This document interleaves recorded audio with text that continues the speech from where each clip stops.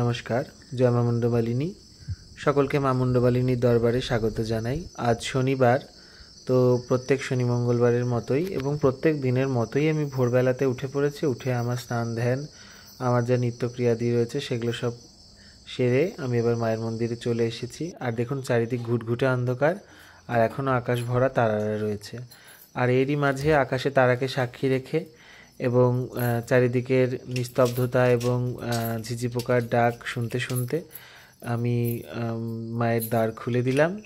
এবার মা জগৎজননীকে জাগিয়ে মায়ের ঘর দোর মুছে বিভিন্ন রকম যা ক্রিয়াকর্মাদি রয়েছে সেগুলো সব সুসম্পন্ন করব।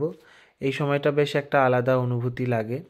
দেখুন, জনমানুষহীন, কেউ কোথাও নেই, নিজে একান্তে মায়ের কাছে এক চিত্তে বসে কিছুক্ষণ জপ তপ আহ্নিক ইত্যাদি সব কিছু করার পর এবং মা বেটাতে কিছুক্ষণ গল্প করার পর তারপরেই কিন্তু সব কাজকর্ম করি। আর এখন মায়ের মঙ্গল আরতি শুরু হয়ে গেছে। মায়ের মঙ্গল আরতি বিশেষ কিছু না, প্রথমে ধূপ, তারপরে কর্পূরের বাতি জ্বেলে মাকে আরতি করা হয় এবং আরতি করে মাকে স্বাগত জানানো হয় এবং মাকে কি বলবো, ওই আর কি দিনের শুরুটা এভাবেই আর কি করা হয়।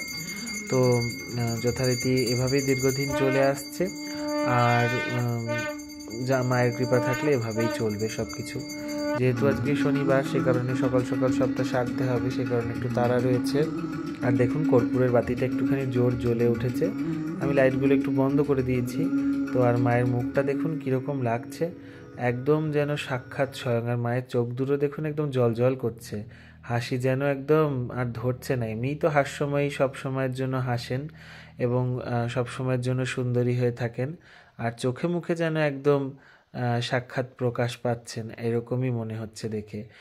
যাই হোক, এটা আমার ভাব, আপনাদের কি মনে হচ্ছে আমি জানি না, কি মনে হবে আমি জানি না। তো এটা আমার ভাবধারায়। মা এমনিই পরম সুন্দরী এবং যারা চোখের সামনে থেকে দেখেছেন, সবসময় আসেন যান, তারা তো জানেন, ভালো বলতেই পারবেন যে মায়ের রূপটা কীরকম। যারা একবার দেখেন তারা আর কোনো দিন ভুলতে পারেন না।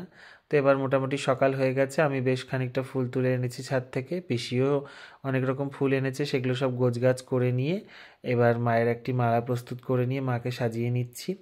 সত্যি কথা বলতে মানুষের হাজারো মালা নিয়ে আসুক না কেন, নিজে হাতে একটি গেথে পরানোর স্বাদটাই আলাদা। আর সব থেকে বড় কথা, আমি নিজের ওপরে একটুখানি বেশি বিশ্বাসী, আত্মবিশ্বাসী এবং জগৎজননী মায়ের ওপরে। এছাড়া আর কাউকে ভরসাও করতে পারি না এবং কাউকে কি বলবো, সেভাবে ভরসার জায়গাটাও দিতে চাই না সত্যি কথা বলতে। কেননা জগৎজননী মা আমাকে একটা কথাই শিখিয়েছেন এর আগে।